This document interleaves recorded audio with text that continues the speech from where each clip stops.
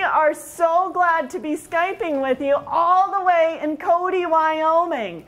Do you know how far away that is from where you are in Massachusetts? It's probably close to 2,000 miles. So we are a ways away. It's pretty early in the morning here, but we are so excited to be talking to you this morning about the trappers, traders, trailblazers of the Rocky Mountain West. So another name for those trappers are mountain men.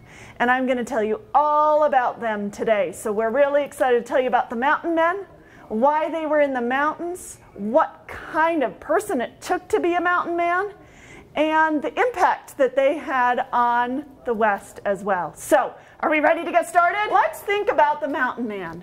He's left his home. He lives back east, maybe in Massachusetts or New York or New Hampshire, and he wants to earn some more money for his family. So he's going to leave home and he is going to head west to trap beaver in the Rocky Mountains. Do you think he probably had to be pretty brave? Yeah, there you go. Definitely had to be brave. He had to be independent. He had to not mind being by himself. He would skin the beaver, and he would take the pelt or the skin of the beaver and he would stretch it on a frame like this. And this frame is made out of willow, the same tree that they eat and they would use for the bait.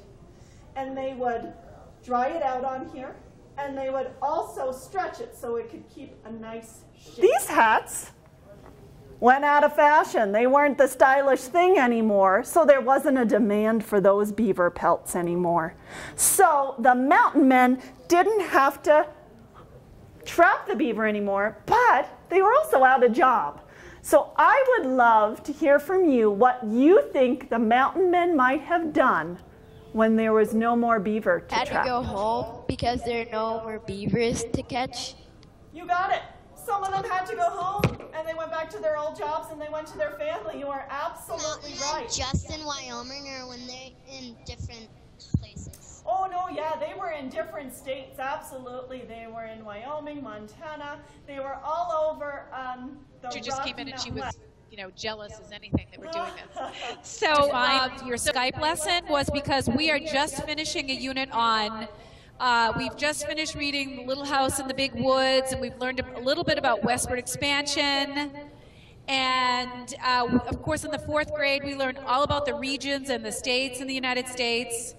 And this is some area that I knew that all, but probably the boys especially, would be excited to hear, like what it was really like for these families and men, I guess, to go and blaze some trails so that these families could make their way. And also, this also ties in a little bit with our next unit. Is we're finishing up on reading about historical figures, and Abraham Lincoln is one of them as well. So the kids were loving to hear that someone in this classroom is going to be studying Abraham Lincoln.